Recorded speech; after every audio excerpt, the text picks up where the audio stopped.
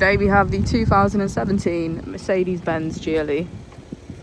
This vehicle has done just over 41,000 miles. It has an automatic transmission and a diesel fuel type. To the left of our steering wheel we have cruise control as a feature, and on the right we have voice control, automatic headlights and our keyless ignition. On our screen we can access our vehicle settings, smartphone integration, navigation, media and radio. What their plan was. Just below our screen we have our heated seats on either side, as well as our AC. If we put the vehicle into reverse, we can see that it comes with a 360 parking camera with parking sensors.